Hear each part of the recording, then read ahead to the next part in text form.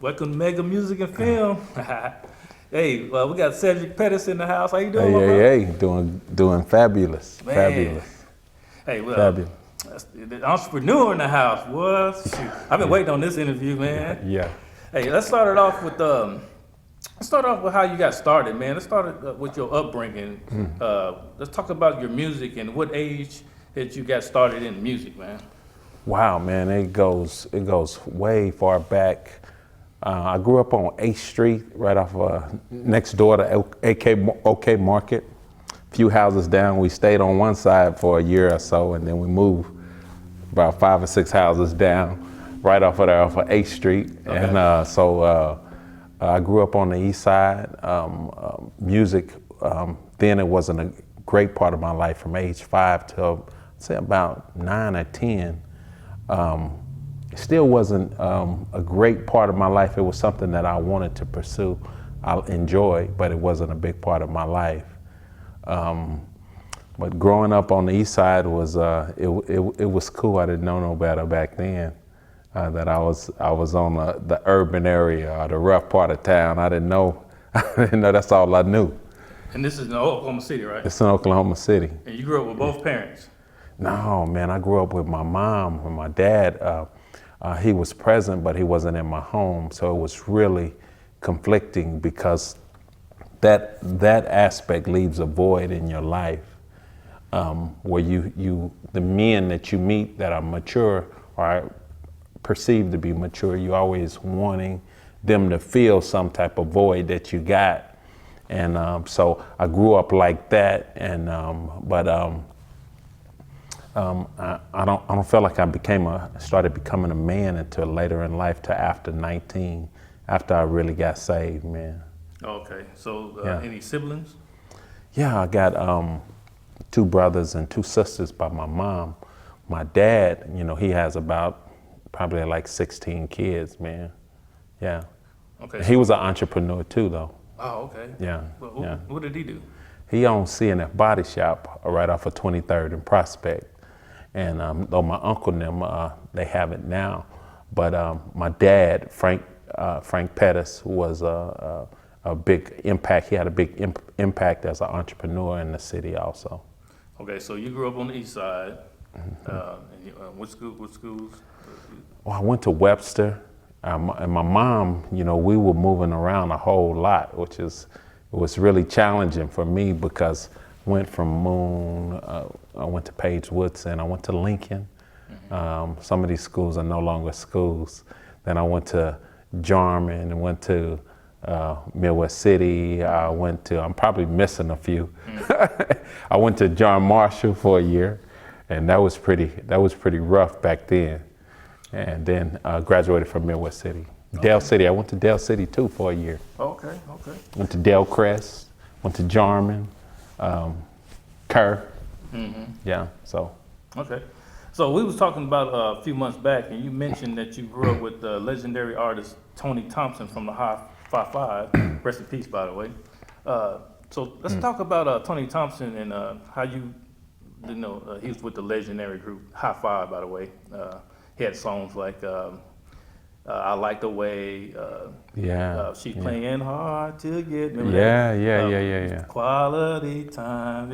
So that was good songs, man. And so tell me how you grew up with him and what was y'all's relationship and what kind of person was he? Well, a lot of people didn't notice is that he started out in the church. Mm-hmm. His mom and his dad were in ministry. And so I didn't get a chance to meet them so much because he spent the night at my house. I mean, a whole lot. That's when Nintendo first came out, and Atari. We was coming off of Atari, so it was the first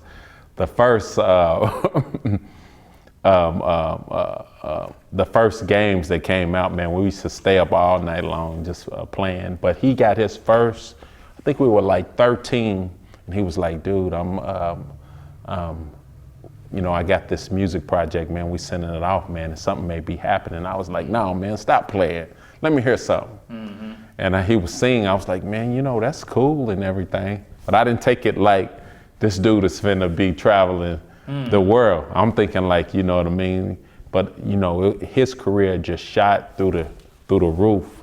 Yeah. And people rarely do it that fast, but it shot through the roof. I mean, like immediately. And we're 13, and within a few years, man, he's touring. He's doing the Arsenio Hall. You seeing him being mentioned on everything. But Tony was he was so cool. You know what I mean? He was like a part of my family. You know what I mean? When he would do shows, especially locally, you know, he made sure that tickets, when we come to the house, man, it was all humility. He have tickets ready, and made everybody feel real special still. And then he came back and got a few of the homeboys after the group members messed up. You know, he came to our neighborhood and got a few of the homeboys that could really sing at that time, put them in the group. So you said, were you into music then around that time? Really, you know, I was doing a few rap songs back then, you know what I mean? So it was like, you know what I mean? I made a few tracks that was hip hop stuff back then, and I would sing on the hooks. Okay. You know, I really wasn't a real, you know, gospel singer back then. Back then I was just doing hip hop rap, and I was singing on hooks. And we had groups like LB&L, last but not least. We had a few other groups. Another group we had after that was Deep End. A lot of people familiar with that. But it was something that we started. That's with Liquid. And it was Liquid and also Baby Hollywood. They called them Baby Hollywood then. But then Spider was producing most of our music. Liquid and Spider at that time was producing a lot of our music. So when you say you was moving back and forth from school to school and out home, was you in church then with your mom? No. You know, I always knew the Lord since I was, you know, in my house, my auntie, she raised me. So, and they were a lot older than me. My auntie and my mother, I stayed with my mother, but she would have my auntie raise us. And my auntie was like 70 at that time, 60, 70 years old. So I was raised as a communicator. When you're around old people, I had 3 aunties that were 70, 80, 70 years old. They were all close in age. So they would talk to me. I became a communicator, but they taught me how to pray when I was 3 or 4 years old. We didn't get into bed, you know what I mean, before we bowed our knees and got on our knees in prayer. Okay. But when I was doing the rap thing, I drifted so far away from everything. You know what I mean? So I got lost in the world at an early age, but I didn't come back till 19. So, but at least that was your base. Your auntie was your base for spirituality. Right. So what kind of, just name a couple artists, who you listened to back then as far as the... Well, yeah, so I had friends, you know, Color Me Bad just stayed right down the street, and I used to date their little sister. It was a lot of groups, man. You know, of course, Jodeci was always jamming. You know what I'm saying? Keith Sweat, man. I used to rag on people and sing them songs to people, remix them up and do them my own way. And so I had a lot of fun back in the early '90s, and you know. Yeah.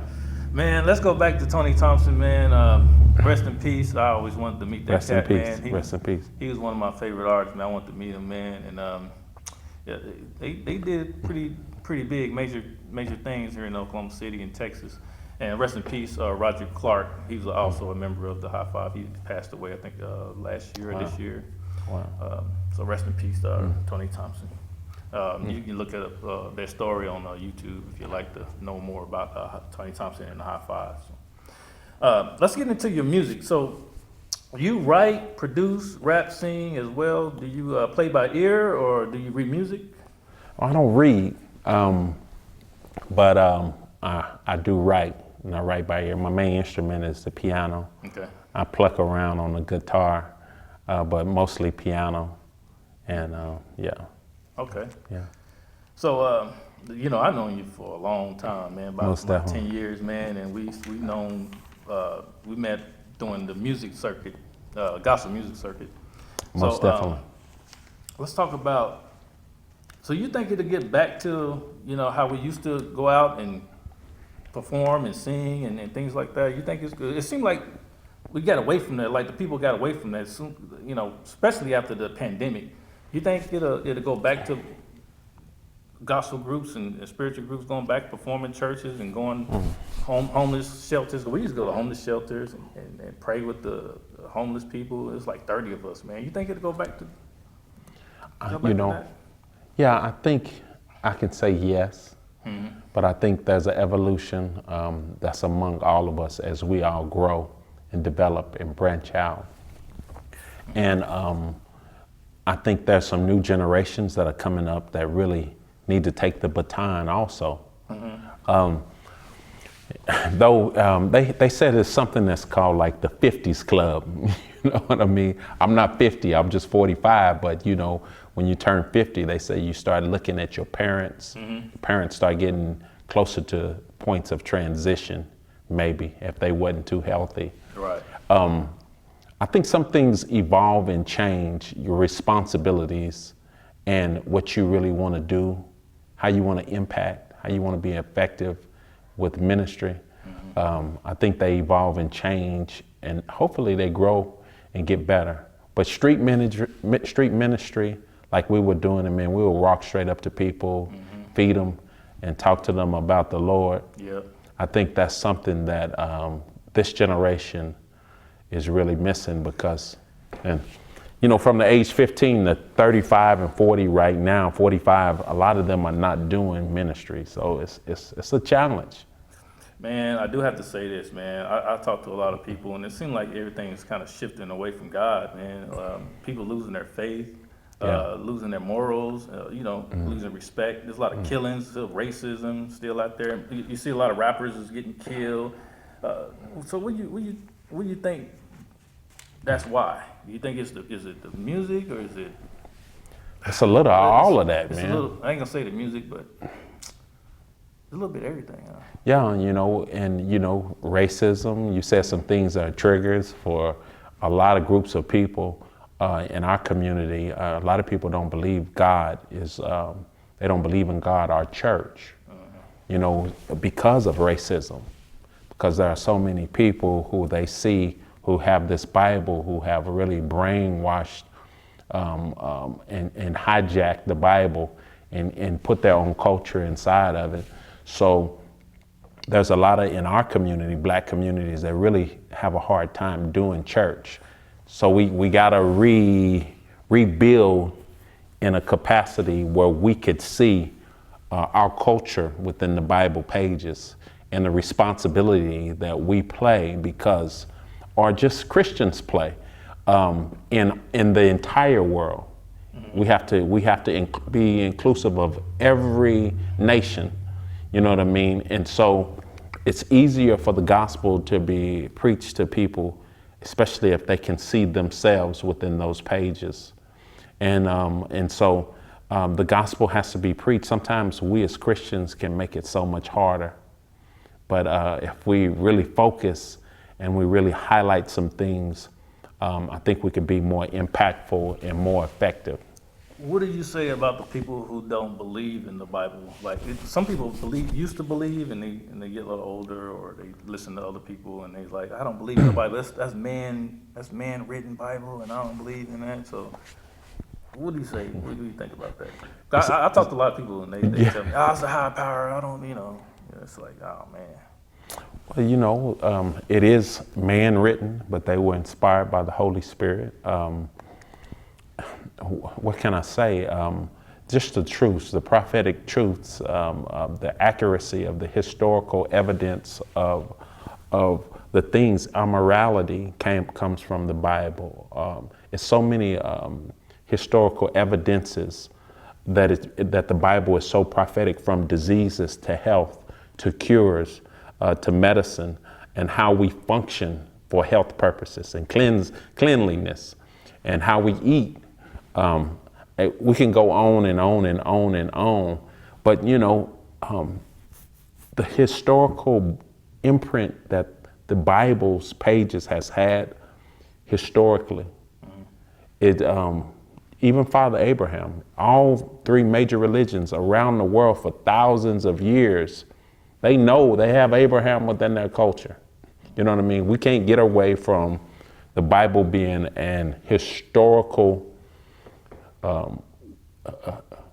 historical evidence. Even if you don't make it sacred to you, you have to add the Bible for its historical evidence.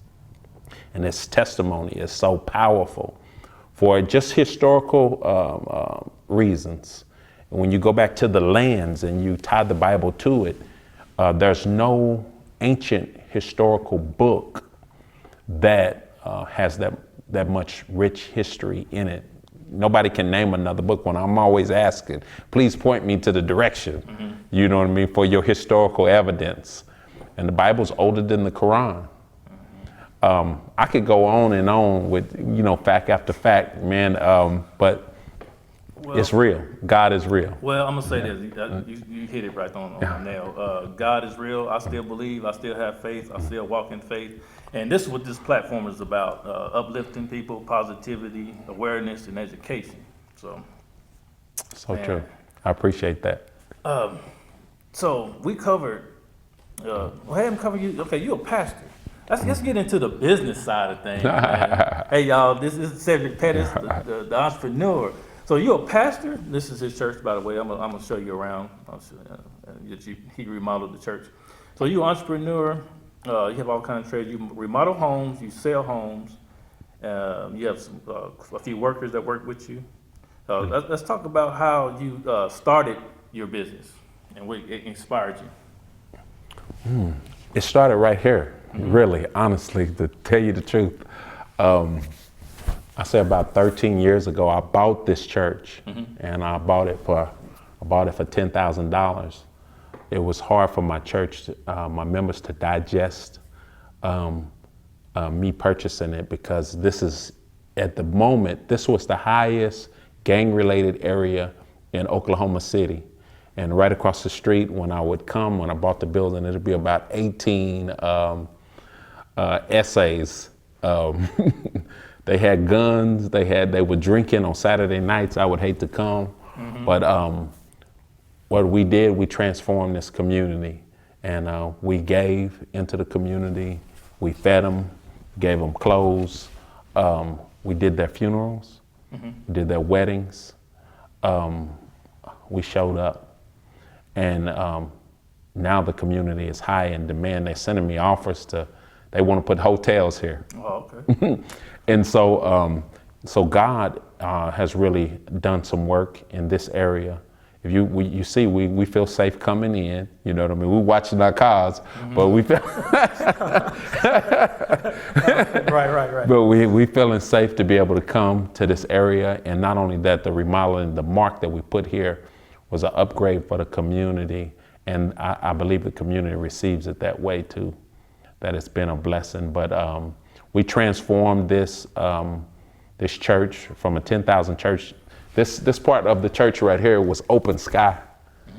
And we pulled it back together, tied everything together. We pulled the kitchen, offices, poured concrete for parkway. We're buying properties in this area for people and members to live in. God has been really. But you say, where did business start? Yeah. Okay, so check this out. I'm getting off, but I'm bringing that back in. Bring it back in. I'm bringing it back in. Watch this. I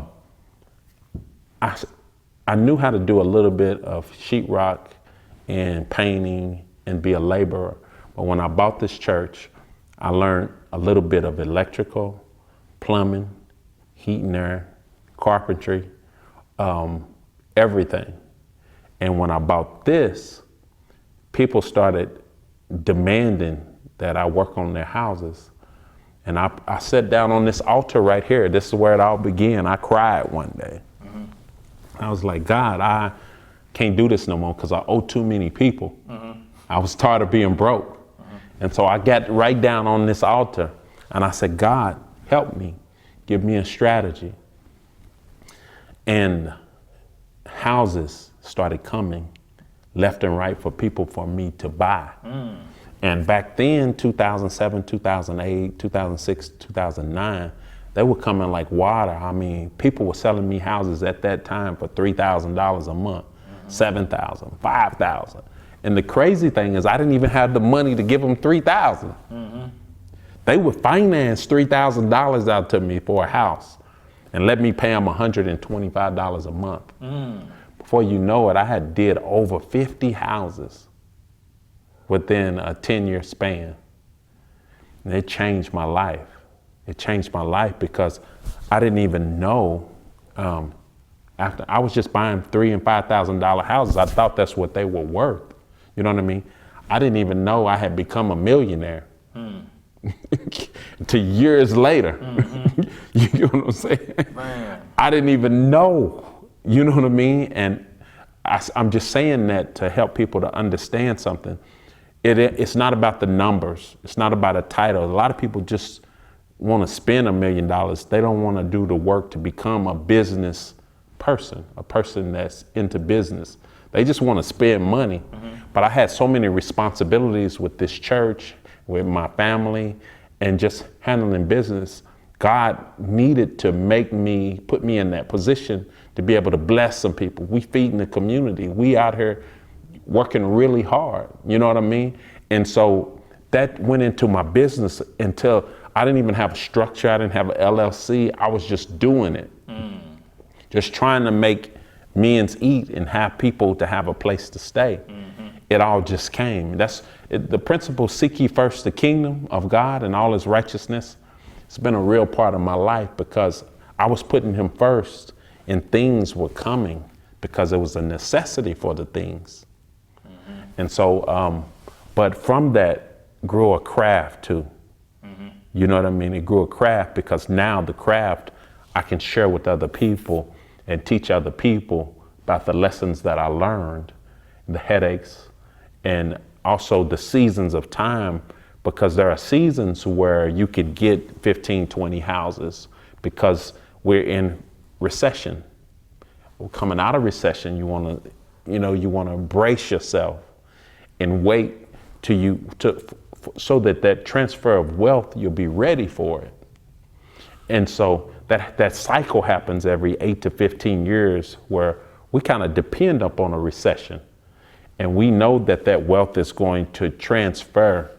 You just have to grip yourself and be ready for it.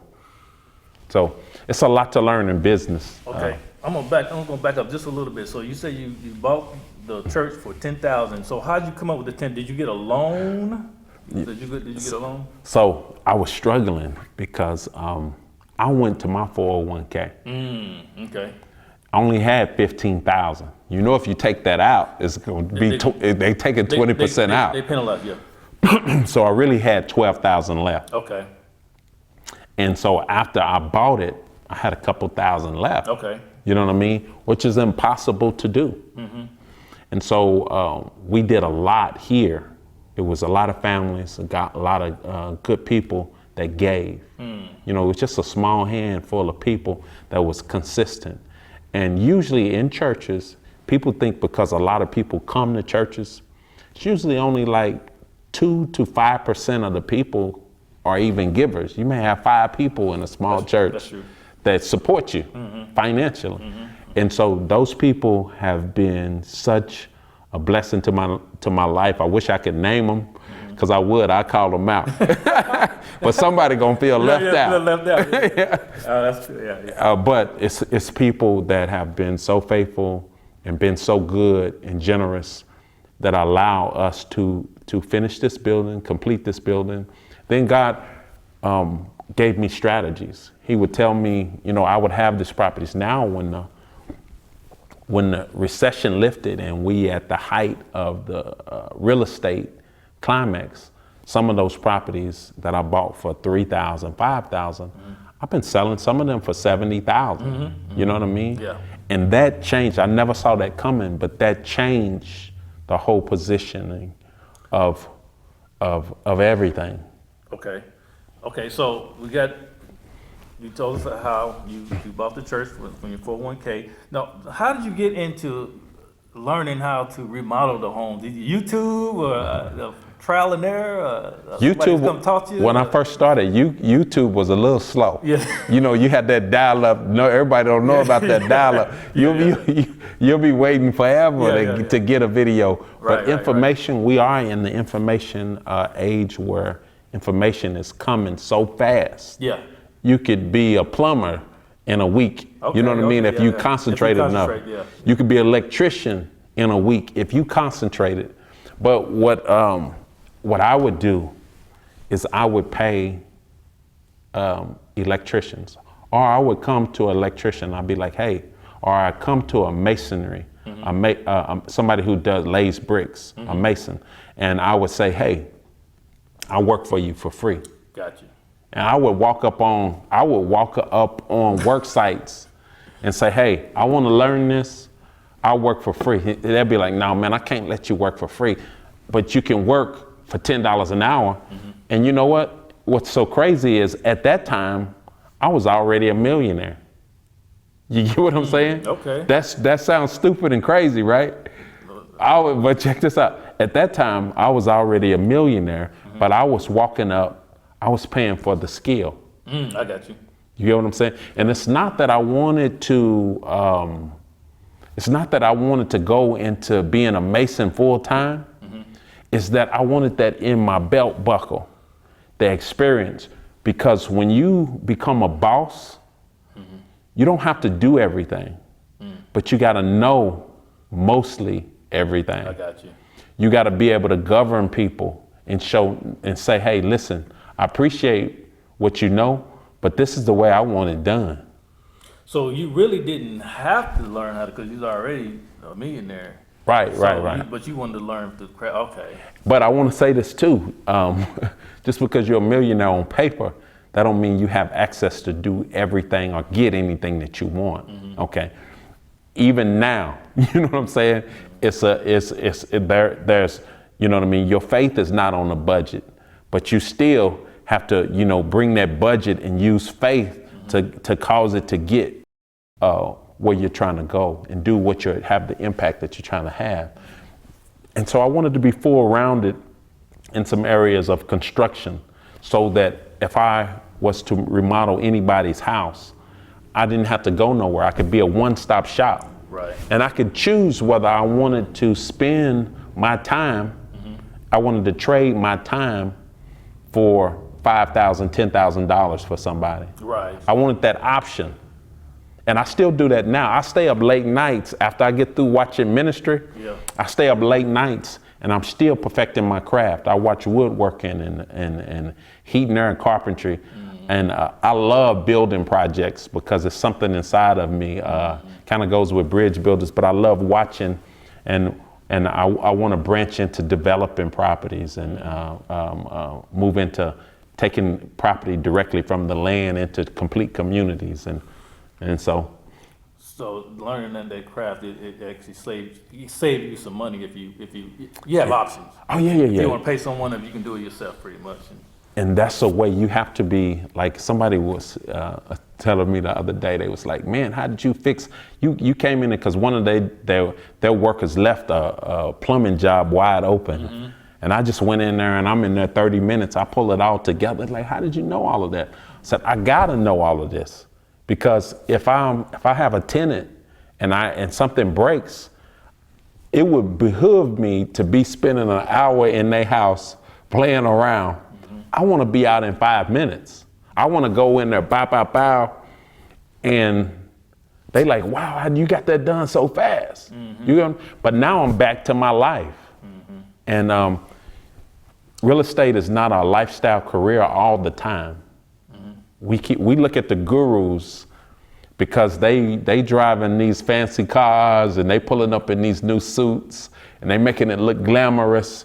That's after 10, 15 years of real jeans and boots.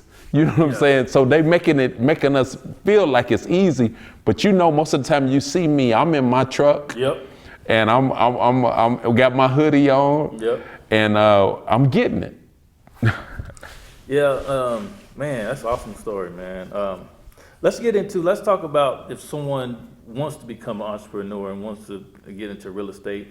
You say you use your 401k. So if someone wanted to start real estate or buy their own homes, what would you suggest them to do? Go get a loan? Yeah. And start there? Well, money You know, the biggest mistake is that we think that it's all about the money, having access to the money.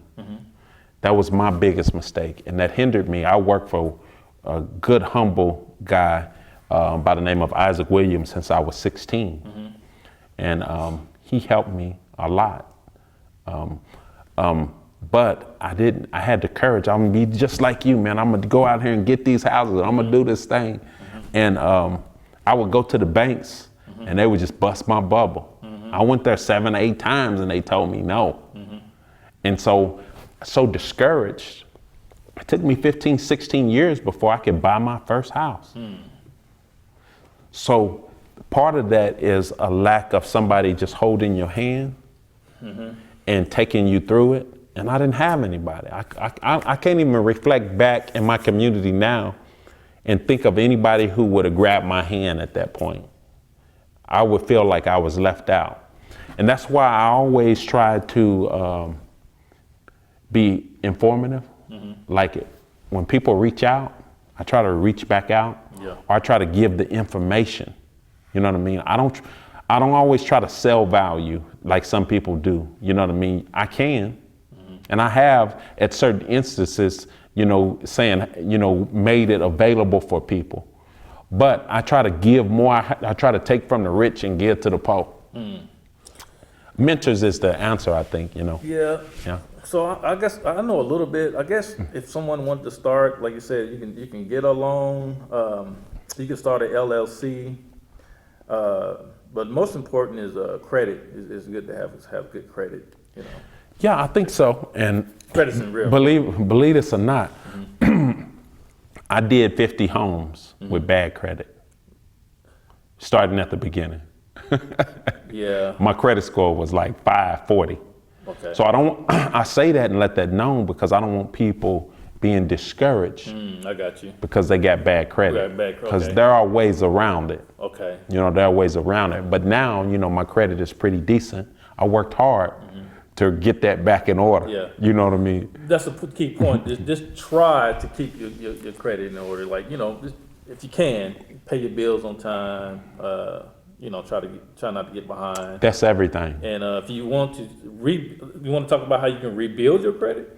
Let's talk about that, because I know you can like get a prepaid credit card and pay your bills with the credit card, and it can rise up your credit a little bit. That's one way. Yeah. Any other ways you can?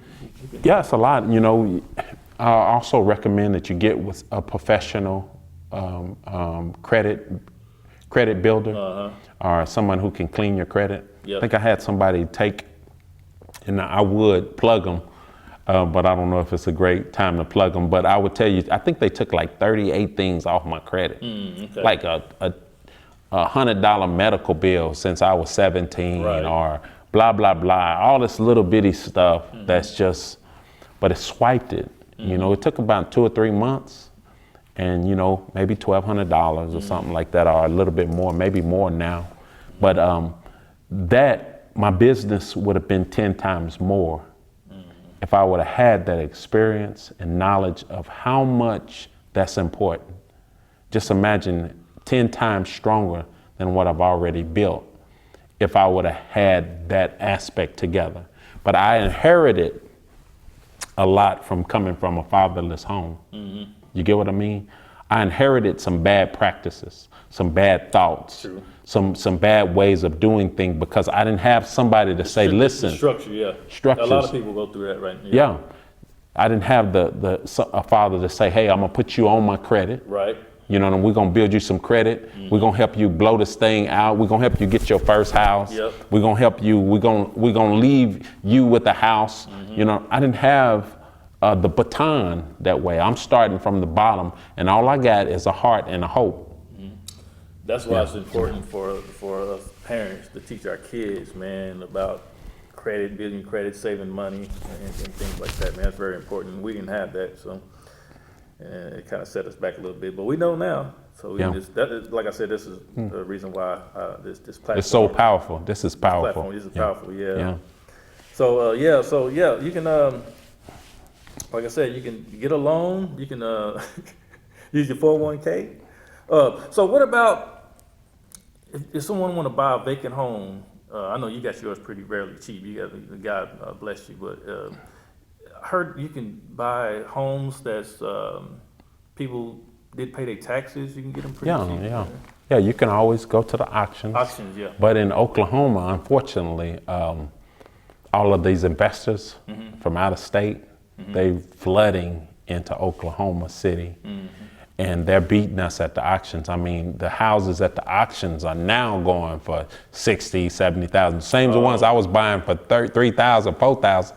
You go to the auction now and it's 40,000, it's 50,000. So you're like, whoa.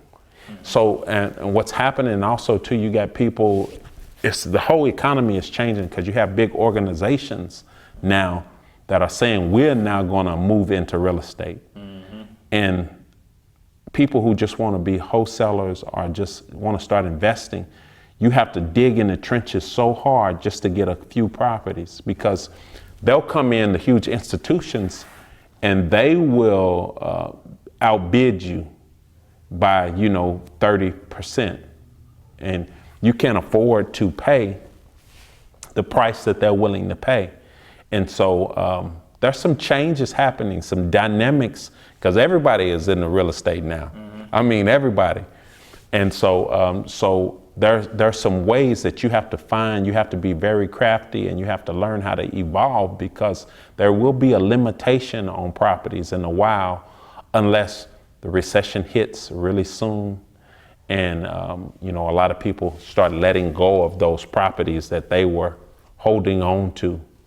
And we already see some movement of that happening already. It's kind of, they're not, the ones that were selling for 70, now they're coming down to like 50 and 40. Some of those really cheap properties, they're coming down really fast. It's a lot going on in the economy right now. Yeah. Well, I just want to say this before we end it. Entrepreneurship, it don't necessarily have to be buying homes. You can, like, you buy and sell cars. You buy and sell cars as well. You do a little bit of everything.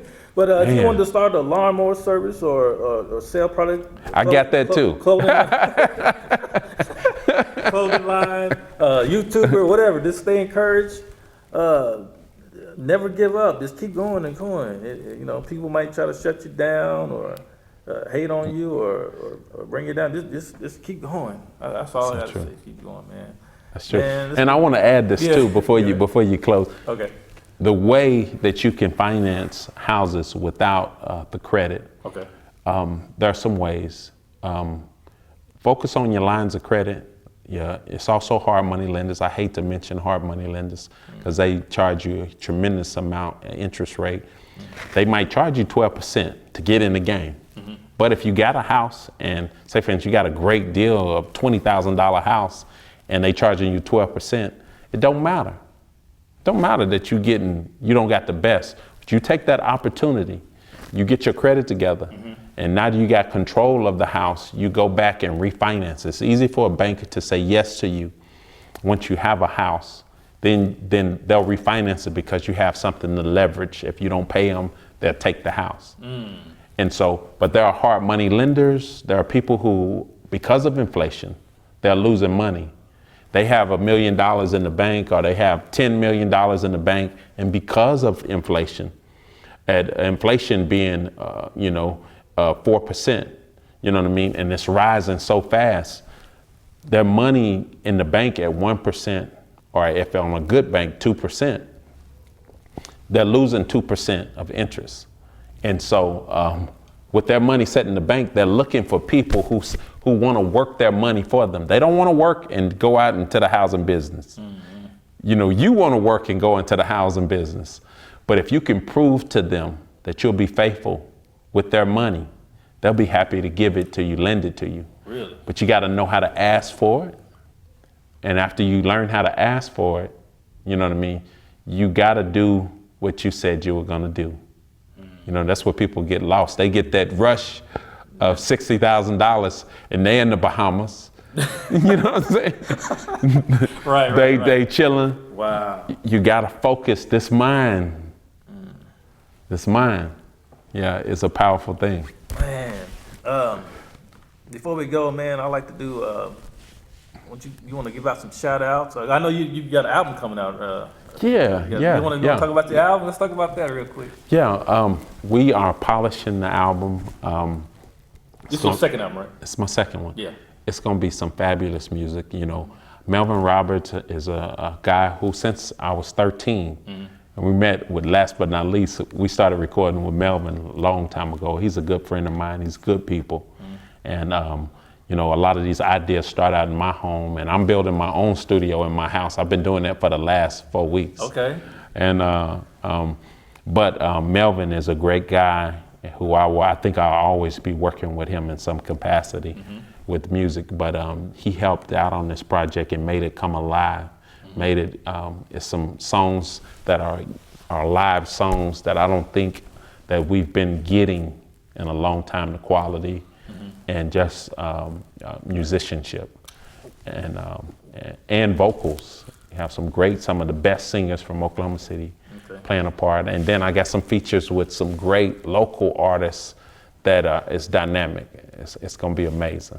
Okay, because this, when is it going to release? When is it? I don't have a date yet. I'm still putting it together. No, your last album was nice, man. I mean, thank you so much. Thank you so much. YouTube and check out some of Cedric Petties videos, and you want to talk to about your social media, how they get in touch with you if they want to get their house remodeled, or or buy your album, or most definitely. Or get the line cut, or most definitely. And so or buy a car. All of it. Buy a car, buy a house. Need your house fixed. And you know, construction wise, I'm only taking certain projects now on. They have to be special. We could do anything. We do it all, but I'm taking special projects and also special partnerships, because I'm learning as I get older and wiser not to try to do it all. But it's worth you reaching out. I always usually respond if you reach out to me. Cedric Petties, you can go to Facebook, you can go to Instagram, you can go YouTube. Every social media outlet. Usually I'm somewhere close. You can catch me on Clubhouse, but you can reach out and you can get my music, some of my music, on all usually digital platforms. And last but not least, you want to get any last shout outs?